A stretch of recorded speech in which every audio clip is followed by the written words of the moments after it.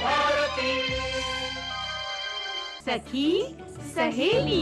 सभी सखियों सहेलियों और सखाओं को रेडियो सखी ममता सिंह का नमस्कार। सोनाली जी आपको भी हमारा नमस्कार। ममता जी आपको और सभी सखियों सहेलियों को श्रोताओं को सोनाली पाठक का सप्रेम नमस्कार। ममता जी क्या बात है, चुप चुप बैठी हैं आप? नमस्कार करने के बाद मैं सोच रही हूँ। क्या सोच रही हैं?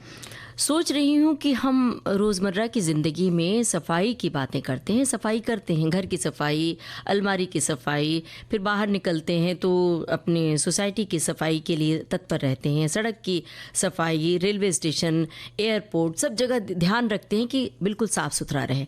लेकिन कभी मन की सफाई के बारे में सोचा है? बिल्कुल नहीं सोचते, और वो सबसे ज़रूरी बात है, मन की सफाई करना। क्योंकि मन साफ रहेगा तो तन साफ रहेगा, और मन साफ रहेगा, तन साफ रहेगा तो बहुत सारी बीमारियों से आप बच सकते हैं। लेकिन मन की सफाई करें कैसे, अमूमन हम इस पर गौर नहीं करते हैं। मन की सफाई के लिए सबसे पहले तो ये चाहिए कि आप बहुत सारी जो नकारात्मक ऊर्जा कहीं खपत करते हैं, ख़त्म करते हैं, ज़ाया करते हैं, उससे बचें। कि आप लगातार दूसरों की आलोचना, दूसरों की शिकायतें और दूसरों को कहाँ हम पीछे की ओर ढकेल दें, इन सब से आपकी ऊर्जा नष्ट होती है। उसको बचाएं और फिर मन को कैसे अपने काबू में रखें, नियंत्रण में रखें। यानी एक व्रत ऐसा लें जिसमें इस तरह की बातें हो, है ना? अब ये एक व्रत ऐसा लें तो ये हमारे श्रोता भी तो बताएंगे ना अपने मन की बात। कि आप कैसा व्रत लेना चाहते हैं। कोई लोग ऐसा कर सकते कि भाई एक दिन हम स्क्रीन टाइम बहुत कम करेंगे, या फिर हम पैदल चलेंगे, या फिर हम प्लास्टिक का बिल्कुल भी इस्तेमाल नहीं करेंगे। इस तरह से एक व्रत हमें ऐसे लेना है जो हमारे लिए के साथ साथ समाज के लिए भी बहुत फायदेमंद हो। बिल्कुल। तो अपने मन की सफाई आप कैसे करते हैं और मन की स्वच्छता के लिए किस तरह का व्रत आप लेते हैं, वो आप अपना निजी अनुभव हमें बताएं। कहाँ पर? विविध भारती के फेसबुक पेज पर www.facebook.com/vvs मुंबई टाइप करेंगे तो पहुंच जाएंगे विविध भारती के फेसबुक पेज पर। और हमारे विषय हैं उस पर भी हम श्रोताओं से ये कह रहे हैं कि आप अपने मन की बात जरूर लिखें।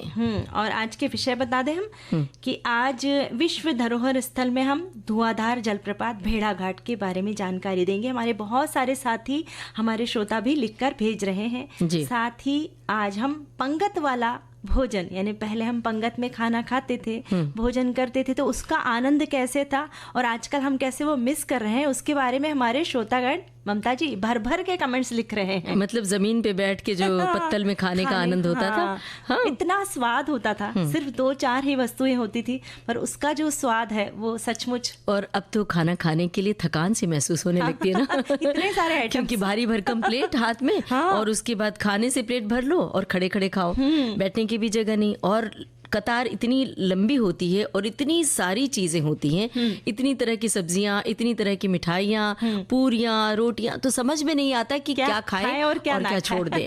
तो ये बहुत ही दिलचस्प विषय है और हमें उम्मीद है कि हमारे श्रोताओं का अनुभव भी कुछ अलग तरह का होगा, तो अपने अनुभव साझा करें जी। और आज एक खास दिन है, स्वतंत्रता संग्राम सेनानी लाला लाजपत राय की जयंती भी है आज, तो उनके बारे में हम चर्चा आज हम याद कर रहे हैं ममता जी। स्वतंत्रता संग्राम सेनानी लाला लाजपत राय को जी। उनकी आज जयंती है। तो लाला लाजपत राय का जन्म 28 जनवरी 1865 को पंजाब में हुआ था। स्कूली शिक्षा पूरी करने के बाद उन्होंने कानून की पढ़ाई के लिए लाहौर के कॉलेज में प्रवेश लिया। इसी दौरान वे आर्य समाज से जुड़ गए और देश की आज़ादी के लिए आंदोलनों में बढ़ चढ़कर हिस्सा लेने लग गए। और बाद में वे कांग्रेस के सक्रिय सदस्य कार्यकर्ता बन गए। जब देश में अकाल पड़ा तब अकाल पीड़ितों की मदद करना हो या कांगड़ा में आए भूकंप के वक्त लाला लाजपत राय ने राहत और बचाव कार्यों में सबसे आगे रहे। लाला जी ने सुरेंद्रनाथ बैनर्जी और बिपिन चंद्र पाल जैसे क्रांतिकारियों के साथ मिलकर आज़ादी के आंदोलन में हिस्सा लिया। उन्होंने स्वदेशी वस्तुओं को अपनाने के लिए कई सारे अभियान चलाए। और उन्होंने अमेरिका पहुंचकर अक्टूबर 1917 में Indian home rule league of America नाम से एक संगठन की स्थापना भी की और वहां रहते हुए अपने देश के लिए वे संलग्न रहे और कार्यरत रहे, मतलब अपने देश की सुरक्षा के लिए लगातार कार्यरत रहे। और फरवरी 1920 को वे अमेरिका से लौटे। वे गांधी जी द्वारा अंग्रेजों के खिलाफ शुरू किए गए असहयोग आंदोलन में कूद पड़े। लाला लाजपत राय के नेतृत्व में यह आंदोलन पंजाब में फैल गया और उन्हें पंजाब का शेर और पंजाब केसरी के नाम से लोग पहचानने लगे थे। बिल्कुल। और 3 फरवरी 1928 को साइमन कमीशन के विरोध में पूरे देश में आंदोलन छिड़ गया। लाहौर में 30 अक्टूबर 1928 को एक बड़ी घटना घटी जब लाला लाजपत राय ने उन्हीं के नेतृत्व में साइमन कमीशन का विरोध कर रहे युवाओं को बड़ी ही बेरहमी से पीटा गया और पुलिस ने लाला लाजपत राय की छाती पर बड़ी निर्ममता से लाठियां बरसाई। वे बुरी तरह से घायल हो गए और 17 नवंबर 1928 को उन्होंने अंतिम सांस ले ली, इस असार संसार से विदा ले ली। जी। और हमारे एक साथी भी लिख रहे हैं कि लाला लाजपत राय का जन्म 28 जनवरी को हुआ था, पंजाब के मोगा ज़िले में हुआ था। लाला लाजपत राय को पंजाब केसरी यानी पंजाब का शेर कहा जाता है। क्रांतिकारी, स्वतंत्रता सेनानी और 3 लाल बाल पाल की तिकड़ी में से एक ने उनकी राष्ट्रवाद, उत्साही देशभक्ति की विचारधारा के कारण उन्हें पंजाब केसरी और पंजाब का शेर की उपाधि भी दी थी। और ममता जी हमारे एक साथी लिख रहे हैं, लाला लाजपत राय का भारत की आज़ादी की लड़ाई में बहुत बड़ा योगदान रहा है। उनके बलिदान के लिए मेरे मन में श्रद्धा तो है ही, पर एक और कारण से भी लाला जी को मैं और मेरे बैंक के कर्मी बैंक स्थापना दिवस पर स्मरण करते हैं। लाला लाजपत राय जी ने ही प्रतिष्ठित व्यापारी मित्रों के साथ भारत के पहले स्वदेशी बैंक पंजाब नेशनल बैंक की स्थापना लाहौर के अनारकली बाजार में 12 अप्रैल 1895 को की थी। इस बैंक के स्वदेशी बैंक होने का कारण इसके संस्थापक और बोर्ड के सदस्यों का भारतीय होना था। क्या बात है। इस जानकारी के लिए हम अपने श्रोता का शुक्रिया अदा करते हैं। और सोनाली जी, जब हम इतिहास के पन्ने पलटते हैं और कुछ पढ़ते हैं तो बहुत दिलचस्प जानकारियां, दिलचस्प बातें हमें मिलती हैं। अब जैसे जब इतिहास पढ़ते हैं तो उसमें बहुत सारी बातें हमें नई नई मिलती हैं। विश्व धरोहर स्थलों के बारे में जब हम जानते हैं तो कितना अच्छा लगता है और लगता है कि उन शब्दों के माध्यम से, उन पन्नों के माध्यम से हम बिल्कुल सैर कर रहे हैं, वहाँ का सफर कर रहे हैं। ऐसी बहुत गौरवान्वित महसूस होता है ना ममता हाँ जी? कि हमारे देश में ऐसी जगह है। ऐसी एक जगह है धुआंधार जलप्रपात भेड़ाघाट, वो है जबलपुर में। और हम सब ने अपनी आंखों से उस खूबसूरती को देखा है और जिया है। जी। तो जब भेड़ाघाट जाते हैं जबलपुर में तो ऐसा लगता है कि जो धुआंधार नाम ही है ना, कि जो पानी के कण, जो झींसियां होती हैं वो उड़ते हैं तो धुआं जैसा लगता है और ऐसे लगता है कि बस उसे हथेली पर रोक लें और उससे उस ठंडक को महसूस करें। तो जब बहुत करीब से देखें तो कुछ अलग ही एहसास होता है। उन्हें शब्दों में बांधना बड़ा मुश्किल है, बहुत मुश्किल होता है, निशब्द हो जाते हैं उस खूबसूरती को देख के। तो मध्य प्रदेश राज्य के जबलपुर जिले में स्थित एक जलप्रपात है। ये नर्मदा की धारा 50 फुट ऊपर से गिरती है, जिसका जल सफेद धुएं जैसा प्रतीत होता है, इसलिए तो इसे धुआंधार जलप्रपात कहते हैं। और धुआंधार जलप्रपात जबलपुर शहर से 25 किलोमीटर दूर स्थित है और ये जलप्रपात अपनी मनमोहक सुंदरता के कारण एक प्रसिद्ध पर्यटन स्थल है। वायु मार्ग, सड़क मार्ग और ट्रेन द्वारा यहाँ पर आसानी से पहुंचा जा सकता है। और अपनी अनोखी प्राकृतिक सुंदरता, संगमरमर की चट्टान और नर्मदा नदी का अद्भुत नज़ारा और अनुपम सौंदर्य पर्यटकों का मन मोह लेता है। और 2021 में यूनेस्को द्वारा इस विश्व धरोहर स्थल इसे घोषित किया गया। और रोपवे के माध्यम से लोग भेड़ाघाट की खूबसूरती को और नजदीक से देख सकते हैं। भेड़ाघाट में प्रतिवर्ष शरद पूर्णिमा के दिन 2 दिवसीय नर्मदा उत्सव का भी आयोजन किया जाता है और इस आयोजन के वक्त देश भर के कलाकार अपनी कला का प्रदर्शन करते हैं। शरद पूर्णिमा की रात चांद की किरणें जब संगमरमर पर पड़ती है तो संगमरमर दूधिया रंग का दिखाई देने लगता है। और ये बात हमारे श्रोताओं को भी मोहित करती है। हमारे कुछ श्रोताओं ने बड़ी मनमोहक टिप्पणियां लिखी हैं। एक श्रोता लिख रहे हैं कि जबलपुर स्थित है मशहूर पर्यटन स्थल जलप्रपात भेड़ाघाट, बहुत ही सुंदर मनमोहक दृश्य, देश विदेश से बहुत आते हैं जबलपुर शहर से। जबलपुर शहर से राज कपूर का बहुत गहरा संबंध है। फेमस खलनायक रंजीत भी जबलपुर में रहते थे। भेड़ा घाट में जब आप घूमने के लिए जाते हैं तो आप ऊपर से घाट में अगर कोई पैसे फेंकते हैं, एक लड़का अचानक पानी में कूद जाता है और बड़ी फुर्ती से पैसे को लेकर ऊपर आ जाता है। फिल्म जिस देश में गंगा बहती है की शूटिंग यहीं पर हुई है।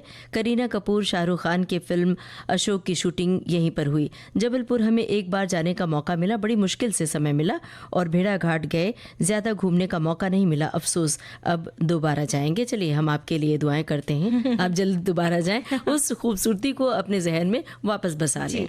और हमारे एक साथी लिखते हैं, अजस्त्र ऊंचा भेड़ा घाट, बीच में पूर्व पश्चिम दिशा में बहती नर्मदा नदी का धुआंधार शुभ्र धवल जलप्रपात, बड़ा ही नयनरम्य दृश्य दिखाई देता है। पूनम की चांदनी रात में तो उसकी शोभा और भी बढ़ जाती है। ओ बसंती पवन पागल ना जा रे ना जा, इस गीत का चित्रीकरण यहीं हुआ था। क्या बात है। लेकिन अब यहाँ पर जब रात और चांदनी की बात है तो सोनाली जी, हमारे श्रोता भेड़ा घाट पहुंच चुके हैं, मतलब शब्द चित्र बुन रहे हैं। अब देखिए, हमारे एक श्रोता ने लिखा है कि जबलपुर के भेड़ा घाट स्थित संगमरमरी चट्टान अन्य किसी भी पर्यटन स्थलों में सर्वाधिक घूमा जाने वाला स्थान है। ये कहना गलत नहीं होगा कि जबलपुर और संगमरमरी चट्टान एक दूसरे के पर्यायवाची हो गए हैं। और आगे इन्होंने लिखा है कि नर्मदा नदी के दोनों ओर करीब 100 फीट ऊंची है। भेड़ा घाट का वातावरण भी बेहद शांत रहता है। जब सूरज की रोशनी सफ़ेद और मटमैले रंग के संगमरमर पर के चट्टान पर पड़ती है तो नदी में बनने वाला इसका प्रतिबिंब अद्भुत होता है। भेड़ा घाट और यहाँ की संगमरमर चट्टान की खूबसूरती उस समय चरम पर होती है जब चांद की रोशनी चट्टान और नदी पर एक साथ पड़ती है। ये बात हमारे एक श्रोता ने और लिखी है कुछ अलग तरीके से। जी, हमारे एक साथी लिखते हैं, भेड़ाघाट भारत की नर्मदा नदी जो है पवित्र नदियों में से एक है और इसका हिस्सा है भेड़ाघाट, जिसे मध्य भारत में लाखों लोगों के लिए जीवन रेखा माना जाता है। इसके धार्मिक सौंदर्य संबंधी महत्व के साथ साथ नदी घाटी में चल रही भूवैज्ञानिक प्रक्रिया के महत्वपूर्ण साक्ष्य भी है, विशेष रूप से नामांकित क्षेत्र में। और एक साथी लिखते हैं, भेड़ाघाट तो देखा नहीं है, विविध भारती की आंखों से हमारे कानों से जरूर सुनते हैं। हाँ, फिल्म जिस देश में गंगा बहती का गीत ओ बसंती पवन पागल में भेड़ाघाट का दृश्य जरूर देखा है। भाई शुक्रिया अदा कर रहे हैं अपने उन श्रोता का जिन्होंने ये टिप्पणी भेजी कि इस गाने की शूटिंग वहाँ हुई जबलपुर के भेड़ा घाट में। और अब वहाँ से ज़रा हम लौट आते हैं और ये देखते हैं कि जो हम व्रत लेते हैं, सारे व्रत तो बड़े आसान होते हैं कि कभी हम आज खाना नहीं खाएंगे दिन भर और शाम को खा लेंगे, रात को खा लेंगे, लेकिन जो मन का जो व्रत होता है, अपने दिल का व्रत, वो सबसे कठिन होता है, बहुत ज्यादा कठिन होता है, क्योंकि उसे निभा पाना बहुत ही मुश्किल बात होती है ममता जी। और साल की ये नए साल का पहला महीना है, जनवरी है 2025 में, तो जनवरी में तो बहुत सारे व्रत लिए जाते हैं और 8 दिन बाद छूट भी जाते हैं। छूट जाता है, मतलब महीने भर तो खिंच भी गया तो फरवरी मार्च तक हम भूल जाते हैं कि हमने व्रत क्या लिया था। अब जैसे आप ही कह रही थी कि आपने तो इस बार बहुत सारे व्रत लिए हैं कि इस बार हम खूब गाना गाएंगे और खूब गाने सुनवाएंगे अच्छे अच्छे सुरीले और पढ़ेंगे लिखेंगे, बहुत सारी बातें आप कर रही हैं। बहुत सारी छूट गई, कुछ जारी है। तो वैसे एक व्रत सबके लिए जरूरी है ममता जी कि कटु वाणी के कारण हमारे रिश्ते खराब हो जाते हैं। ये मुझे तो नहीं कह रहे आप। नहीं, आप तो इतनी मधुर वाणी में बात करती है, जब भी मिलती है तो बड़ी मधुरता, बड़ा ही स्नेहिल भाव होता है। जैसे अपनी बात खत्म की वैसे आपने कटुवाणी की बात की तो हम घबरा गए, डर गए कि ये आक्षेप मेरे ऊपर तो नहीं है। खैर तो, हाँ। हम लोग तो मीठा बोलने के लिए ही बने मीठा खाते भी और बोलते भी मीठा। और हमारे श्रोता भी बड़ी मीठी मीठी टिप्पणियां भेजते हैं मीठे शब्दों में, सचमुच तो बड़ा अच्छा लगता है। और सचमुच ये तब बहुत मुश्किल है कि हम कह तो देते हैं कि हम सबसे, कई बार देखा है कि कोई कड़वी बात भी, बुरी बात भी अगर आप मिठास के साथ बड़े प्यार से सहृदयता से कह दें कि नहीं ये ठीक नहीं था, तो उतना बुरा नहीं लगता है। यानी कहने का अंदाज अलग होना चाहिए, है ना। बात वही है, आप बात कह सकते हैं कि अगर आपको ये बात अच्छी नहीं लग रही है, पर उसका कहने का अंदाज अगर आप ऐसे तीखे स्वरूप में कहेंगे ना तो वो दिल को चोट लग जाएगी, पर अगर प्यार से कहेंगे ना तो वो समझ जाएगी कि हाँ ये सचमुच ऐसा करना चाहिए। बिल्कुल, तो ये व्रत सबको ले लेना चाहिए। ठीक है, मैंने ले लिया। बहुत सारे रिश्तों में सुधार आ जाएंगे। बिल्कुल, टूटने से बच जाते हैं बहुत सारे रिश्ते, बहुत सारे रिश्ते टूट भी जाते हैं कटुवाणी की वजह से। और साथ ही एक सबसे बहुत ज्यादा एकदम ऐसी है ना, ये गंभीर समस्या है। स्क्रीन टाइम हम लोगों का बहुत ज्यादा है, दिन रात हम लोग मोबाइल में डूबे हुए रहते हैं। तो स्क्रीन टाइम कम करना चाहिए, फिर वो बच्चों से लेकर बड़ों तक। हाँ, जब जरूरत है उस वक्त जरूर हम मोबाइल से जुड़े, पर जब जरूरत नहीं है, अब जैसे भेड़ाघाट घूमने गए उस वक्त भी मोबाइल में झुके हुए हैं, दोस्तों को बता रहे अरे उस समय तो मोबाइल बहुत जरूरी है, क्योंकि वीडियोस लेने हैं, फोटोग्राफ्स लेने हैं, तो मोबाइल वो वीडियो और फोटो लेते लेते हम भूल जाते हैं कि हम घूमने आए हैं। हमें तो वो जो वर्तमान का आनंद लेना भूल जाते हैं। नैसर्गिक सौंदर्य है उसे हम अपनी आंखों में बसा लें, ये जरूरी है। और फिर तुरंत सोशल मीडिया पर अपलोड करना है, वो भी जरूरी लाइक्स मिले हैं। अपने फ्रेंड्स को भेजना और अपने घर वालों को बताना, वहां से वीडियो कॉल करना कि देखो यहाँ पर है। तो ये जो छोटे छोटे सम्मोहन है ना, इससे बचना चाहिए, तब हम स्क्रीन टाइम से ऊपर हो पाएंगे। लैपटॉप, टेलीविजन और मोबाइल के पर्दे से थोड़ी देर अपने को दूर रखें, तो जाहिर सी बात है कि हमारा मन शांत रहेगा और मन का प्रक्षालन भी होगा। और एक बहुत ज़रूरी बात है कि हम लोग इतना ज़्यादा वाहनों का इस्तेमाल करते हैं, फिर हम बाइक से जाते हैं, कार से जाते हैं, ऑटो रिक्शा से जाते हैं, पर हम लोग पैदल चलना भूल रहे हैं। तो एक इस तरह से हमें व्रत ले कि भाई हम एक दिन ऐसा होगा जिस दिन हम किसी भी वाहन का इस्तेमाल नहीं करेंगे। हाँ, ऐसा नहीं कह रहे कि बहुत दूर ऑफिस है तो आप पैदल जाए, ऐसा नहीं है, पर जिस दिन छुट्टी का दिन है तो उस दिन हम ये है कि पर्यावरण की रक्षा के लिए हम उस दिन पैदल चलेंगे, उस दिन हम किसी भी गाड़ी में नहीं बैठेंगे। बिल्कुल सही बात है। और एक जरूरी व्रत जरूर लें, पढ़ने की आदत डालें और कुछ डायरी के पन्ने लिखें। मतलब कई बार अपने मन में बहुत कुछ भरा होता है, कोई अवसाद होता है, खुशी के लम्हे भी होते हैं, उन सबको डायरी के पन्नों पर टांगते जाएं। जब कभी वक्त का लंबा सफर जब बीत जाता है तो कभी आप जब डायरी के पन्ने पलटते हैं तो वो सारी बातें ताज़ा हो जाती हैं, बहुत अच्छा लगता है ना। हालांकि अब वो सब भी सुविधा मोबाइल में ही है, आपके आईपैड में है, लैपटॉप पर है, तो अगर स्क्रीन का इस्तेमाल कर रहे हैं तो वहाँ भी कर सकते हैं। पर लिखते हैं ना जब ममता जी, तब वो ज्यादा हमारी क्रिएटिविटी है ना दिखती है, यानी कि हमारा मस्तिष्क बहुत ताजा रहता है। इसलिए कोशिश हो कि पन्ने पर लिखे, पेन और कलम से लिखे तो ज्यादा प्रभावशाली, चित्र आंखों के सामने हमारा मस्तिष्क ज्यादा क्रियाशील रहता है। तो ये बात, और सबसे जरूरी बात है अभी कि छोटे से लेकर बच्चों तक, बड़ों से लेकर सभी लोग चिंता करते हैं, तो चिंता करना छोड़ दे, क्योंकि बस चिंता जो है चिता समान होती है। तो बिल्कुल, क्योंकि है ना जबरदस्ती चिंता करते हैं, खुद की चिंता, फिर अपने बच्चों की चिंता, फिर नाती पोतों की चिंता, दुनिया की चिंता, इसकी चिंता और उनके स्कूल जाने के टाइमिंग को लेकर बहुत सारे लोग, हमने देखा है कि दफ्तर पहुंच रहा है तो पहले से अरे हमें इतने बजे निकलना है, क्या होगा, कहीं ट्रेन पकड़नी है तो उसकी चिंता होती है, उन्हें फ्लाइट पकड़नी है, जाना है तो उसकी चिंता होती है, अरे इतने बजे, पहले से तैयारी शुरू कर देते हैं। तो ये जो चिंता, स्ट्रेस है, ये आपकी सेहत पर इसका असर पड़ता है। और बहुत सारे ऐसे लोग हैं जो छोटी छोटी बातों को अपने दिल के भीतर रखते हैं संजोकर। बहुत सारी जो बुरी बातें होती हैं, कड़वी बातें, उन्हें निकाल कर बाहर फेंकना चाहिए। इससे आपके मन का प्रक्षालन भी हो जाता है, सफाई भी हो जाती है और साथ में आप खुश रहते हैं। जी, और खुश रहना बहुत ज़रूरी है ममता जी। एक व्रत ऐसा भी है कि हम सुबह से लेकर शाम तक खुश रहेंगे, कितनी भी विपरीत परिस्थितियाँ क्यों ना आए। हालांकि ये बहुत कठिन व्रत है, पर करना बहुत ज़रूरी है, क्योंकि जब हम खुश रहते हैं तो हमारे साथ साथ हमारे आसपास के लोग भी खुश रहते हैं। तो कोशिश जो है वो बहुत ज़रूरी है, हमें खुश रहने की कोशिश ज़रूर करना है कि आज मैं बिल्कुल भी दुखी नहीं होंगी या दुखी नहीं होऊंगा, मैं खुश रहूंगा। भाई पंगत में खाने का मज़ा कुछ और ही होता था, बताइए। सचमुच इतना आनंद आता था ना ममता जी कि बस 2-3 ही उसमें आइटम हुआ करते थे, पर इतने स्वाद से भरे हुआ करते थे कि आज के उसके 50 आइटम भी उसके सामने फीके होते थे। पंगत में खाने के समय जो हंसी ठिठोली होती थी, जो आत्मीयता होती थी, वो सचमुच आज के जब हम बुफे डिनर करते हैं तो उसमें वो आत्मीयता नहीं बची है। लोग बहुत औपचारिक बातचीत करते हैं और खाने में ही पूरा ध्यान लगा रहता है। हमारे एक श्रोता ने बड़ी मज़ेदार बात लिखी है। इन्होंने लिखा है कि हल्की फुल्की बातें क्या बड़ी ही मज़ेदार बातें होती थी जब पंगत में बैठकर भोजन खाया जाता था। पंगत में अक्सर आलू की सब्जी, पूरी और लड्डू के साथ रायता भी हुआ करता था।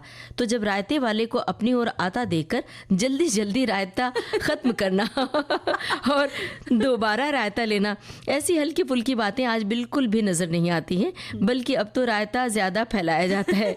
प्यार प्रेम की जो भावना पहले पंगत में बैठकर भोजन करने की होती थी, आज के बुफे सिस्टम में बिल्कुल भी नजर नहीं आती है। कितनी प्यारी बात इन्होंने लिखी है कि सचमुच कोई पसंदीदा चीज अपनी होती थी पत्तल में तो लगता था, और जब उम्र कम होती है, छोटे होते हैं तो संकोच भी होता है, तो लगता है कि अभी खत्म हो जाएगा, ये चले जाएंगे दे के परस के, तो फिर वापस इनको बुला के मांगेंगे कैसे? तो जल्दी से खा के खत्म कर लो। तो फिर उन्हें लगेगा कि इनकी थाली में खत्म नहीं है, तो अपने आप से दे दिया जाता था। तो ये बड़ी अच्छी बात है और ये सबके साथ हुआ करता था। हमारे एक साथी लिखते हैं कि पंगत वाला भोजन करने में अपने लिए तो जगह लेते हैं और जो अपने साथ होते हैं उनके लिए भी हम जगह रोक ली जाती थी। फिर उस जगह पर कोई बैठ नहीं सकता था, क्योंकि तभी तो हल्की फुल्की बातें होती थी।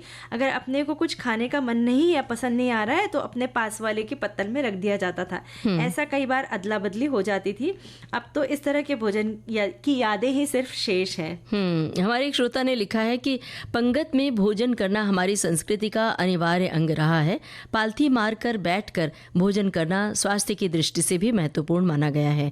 1978 की बात है, जब मैं मामा की शादी में गया था, उसमें भी पंगत में भोजन कराया गया। इस अवसर पर मेरा एक मित्र भी शामिल हुआ और वो इस पद्धति से इतना प्रभावित हुआ कि वो आज इतने वर्षों बाद भी मुझसे इसका जिक्र करना नहीं भूलता है। और ऐसे ही हमारे इतने सारे हमारे साथियों ने लिखे कमेंट। एक साथी लिखते हैं, पंगत वाला भोजन, पंगत में बैठकर भोजन करना एक व्यवस्था ही नहीं बल्कि प्रेम और सौहार्द का भी प्रतीक माना जाता है। हालांकि आधुनिक व्यवस्था में विशेष अवसरों पर इसका प्रचलन कम हो गया है, लेकिन आज भी हमारे राजस्थान में पौष माह में पौष बड़ों का आयोजन होता है, जो अधिकांशतः मंदिरों और घरों में भी होता है, जिसमें मूंग दाल की पकौड़ी, सूजी के मेवे डाला हलवा, सब्जी और पूरी बनाकर भगवान को भोग लगाकर हजारों की तादाद में नीचे बैठकर लोग खाना खाते हैं, जिसे पत्तल प्रसादी भी कहते हैं। भोजन ग्रहण करने में अमीर गरीब सभी लोग एक जैसा भोजन नीचे बैठकर ग्रहण करते हैं, जो बहुत ही अच्छा लगता है। देखिए ना, अब बहुत सारे श्रोता अपनी अपनी टिप्पणी साझा कर रहे हैं, अपने अपने अनुभव। एक श्रोता ने बहुत लंबी टिप्पणी शेयर की है, जिसे मैं संक्षिप्त करके पढ़कर सुना रही हूँ। लिखा है इन्होंने कि पंगत का मज़ेदार खाना अब कहाँ, अब तो बुफे आ गया, जल्दी खाओ चले जाओ, कोई पूछने वाला नहीं, भूलता नहीं वो पंगत का खाना। दरवाजे पर आदर से तख्त चारपाई पर बैठाना, हालचाल पूछना, फिर टाट चटाई बिछ गई और लोग पलथी मारकर बैठ गए। पहले पत्तल दोना चल गया और फिर पूड़ी सब्जी हलवा लिए अलग अलग लाइन में 3-4 लोग दौड़ दौड़ कर सबके पत्तल में रखते जाते हैं। सही बात इन्होंने लिखी है और मुझे बड़ा अच्छा लग रहा है कि इन्होंने क्या बिल्कुल बड़ी सहजता से ये पुरानी बात याद की है। आगे इन्होंने लिखा है कि लोग आराम से खा रहे हैं, बातें भी करते जा रहे हैं, बांटने वाले सबको पूछ कर पूड़ी सब्जी दे रहे हैं। पानी के लिए हमारे ज़माने में तो गांव के कार्यक्रम में लोग लोटा लेकर घर से जाते बाद में कुल्हड़ का चलन हुआ और आगे आकर प्लास्टिक के ग्लास आ गए। शादी मुंडन तेरहवीं में ज़्यादा मिट्टी के कुल्हड़ मंगाए जाते जिसमें लोग पानी पीते। उस समय के खाने की विशेषता थी कि लोग जमकर खाते और पचा भी लेते। आज के बूफे में तमाम रसायन मिश्रित भोजन का स्वाद भी नहीं और कुछ लोग तो औपचारिकता पूरी करके चले आते हैं। मैं स्वयं बहुत ही कम भोजन खा पाता हूँ जी। और हमारे एक साथी लिखते हैं, ए भाई इस कोने में सब्जी परोस, अरे उधर लड्डू लाओ भाई, कोई अरे चावल लेके आओ, और अभी तक दाल देने कोई नहीं आया, अरे भाई संभाल कर दाल परोस ना, किसी पर भी गिरी तो जल जाएगा। बहुत मज़ा आता था वो पंगत में बैठकर खाना। और एक साथी लिखते हैं, पहले के समय में पंगत का खाना दोना और पत्तल में परोसा जाता था। लोग बड़े प्यार से घूम घूम कर परोसते थे, खिलाने वाले घूमते थे, और आज के बफे के खाने में वाले जो हैं वो खड़े रहते हैं और हम लोग खड़े होकर इधर उधर घूम कर खाते हैं। जब पत्तल में पूड़ी, दोना में सब्जी और दोना में उड़कता था तो पूड़ी को तोड़कर दोने में रोका करते थे। रायते की बात ही कुछ और एक चीज़ और है उस पंगत वाले खाने में, एक चीज़ होती थी ख़ास तौर से कस्बों में, छोटे शहरों में, गांव में, कि ये जो मट्ठा होता है, छाछ जिसे हम कहते हैं, छाछ में पिसी हुई चीनी डालकर परसा जाता था। तो उसका स्वाद भी अलग था और लोग उसमें पूड़ी तोड़ कर खाते थे। तो जब हम सब छोटे थे तो हम लोगों को भी कहा गया कि ये मट्ठे में उसको कुछ तो गोरस बोलते थे कि गोरस में पूड़ी और चीनी डालकर खाओ, पिसी हुई चीनी। तो सुनकर हमें बड़ा अजीब सा लगा कि ये क्या है। एक बार गांव की शादी में जब मैं गई थी तब तो मैंने कहा कि अरे ये गोरस क्या होता है। पहले पता चला तो ये मट्ठा है, एक तरह का छाछ, और उसमें शक्कर मिला के पूड़ी तोड़कर खिलाई जा रही है। बड़ा अजीब सा लगा, लेकिन जब खाया तो बहुत अच्छा लगा।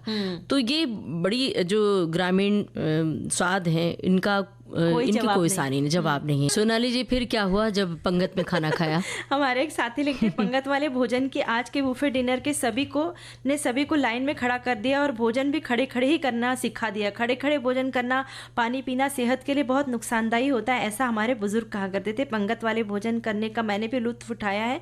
पंगत को भोजन परोसने का काम भी मैंने किया है। जब किसी के परिवार में सगाई हो, शादी हो, तब हम युवाओं को भोजन परोसने का काम किया जाता है। जितनी संख्या पंगत की और खाने की जितने प्रकार के आइटम हो, उस हिसाब से परोसने वालों की टीम बनाई जाती थी। आजकल बुफे सिस्टम में खाने की इतनी अलग अलग आइटम होती है कि पसंदीदा भोजन टेबल ढूंढने में ही समय लग जाता है। सही बात है। और उस समय ये जो इन्होंने व्यवस्था की बात की है कि एक इंसान पूड़ी परसेगा, फिर एक इंसान सब्जी परसेगा, तो ये बहुत ही अच्छा था। एक श्रोता ने लिखा है कि हिमाचल प्रदेश में आज भी लोग पंगत का भोजन करते हैं, आपसी प्रेम और भाईचारा बढ़ता है। हमारे एक साथी लिखते हैं कि जब पंगत में हम भोजन करते हैं तो जब हम खाना खाते हैं तो उस पत्तल को अपने हाथ से उठाकर डस्टबिन में फेंकते हैं, जिससे भोजन स्थल पर कचरा भी नहीं फैलता और हल्का फुल्का जो भोजन का कुछ अवशेष बच जाता है उसे झाड़ू से साफ कर दिया जाता है। यानी कितना अच्छा पर्यावरण की रक्षा भी होती है ना। बिल्कुल सही बात है। एक श्रोता ने लिखा है कि पहले की शादी में जमीन पर बारातियों को बिठाकर पत्रावली में भोजन खिलाने का तरीका हुआ करता था। मिठाई में अक्सर बूंदी रहती थी, प्लास्टिक के ग्लास में पानी देते थे। आज के दौर में बुफे का चलन हो गया है और ये तो लाखों रुपए कैटरिंग वाले को देना पड़ता है, खर्च होता है। हमारे एक साथी लिखते हैं कि दरवाजे की कुंडी पर कोई विशेष नाम वाला व्यक्ति घर में आया तो समझ लीजिए कि कुछ न्योता ही आया है, और वो न्योता होता था अड़ोस पड़ोस में भोज खाने का। आंगन में बड़ी बड़ी चादर और दरियों की तह को बिछा दिया जाता था और इस पर बाराती सराती पंगत में बैठते थे। पहले मिट्टी के गिलास में पानी परोसा जाता था, फिर पत्तल, उसके बाद पहले कुछ मीठा बूंदिया, 2-3 तरह की सब्जियां, आलू दम, चटनी, रायते और अंत में पूड़ी। बड़ी प्यार से मनोहार से लोग आकर पूछते थे और परोसने वाले पूड़ी पानी सबके सामने टोकरी लेकर अपने हाथों को आगे करके पूछते थे। वाह क्या दिन थे। खाने के साथ हंसी मजाक भी होते थे। कोई एक मांगे तो उसे 2 दिया जाता था। खाने का समापन दही और चीनी के साथ किया जाता था। अब तो प्लेट लेकर कतार में खड़े हो जाए, प्लेट लेकर खड़ा आनंद लेना पड़ता है। ये मुझे समझ में नहीं आ रहा है कि सबको बुफे सिस्टम से तकलीफ है, लेकिन सब लोग वो पुरानी परंपरा को क्यों नहीं दोहराते चाहिए ना, फिर से वापस ले आना चाहिए। एक श्रोता ने लिखा भी है, पंगत में भोजन करने से मेजबान और मेहमान दोनों को आत्मीय सुख मिलता है। पंगत में भोजन करने से करीबी बढ़ती है। पंगत में भोजन करने से पेट के साथ साथ आत्मा भी तृप्त हो जाती है और भोजन की बर्बादी भी नहीं होती। और एक श्रोता ने लिखा है कि पंगत में भोजन करना भारतीय समाज की एक पारंपरिक प्रथा है। इसमें लोग एक साथ बैठकर भोजन करते हैं। पंगत में भोजन करने से सामाजिक सम्मान मिलता है और स्वास्थ्य भी अच्छा रहता है। सोनाली जी, अभी हाल ही में मैंने एक शादी अटेंड की, तो वहाँ पर इतने सारे लाइनें थी, मतलब सब्जियों की इतनी संख्या, सच में हम अगर दूर तक देखें तो मेरा जी भर गया सब्जियों को देखते देखते।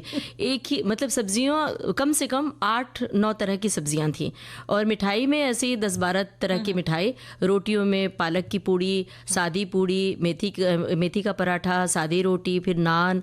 तो मुझे समझ में नहीं आया कि कौन सी वाली रोटी खाएं। एक ही रोटी खानी है तो इसमें कौन सी वाली चुने। बहुत बड़ी समस्या आ गई थी। तो जैसे तैसे एक एक कतरा थोड़ा फिर भी आधे तक ही पहुंच पाए, आधे के बाद हम नहीं पहुंच पाए। तो हमें लगता है कि ऐसे भोजन से क्या फायदा कि आपने जो भोजन तैयार किया है वो लोग चख भी नहीं पाए।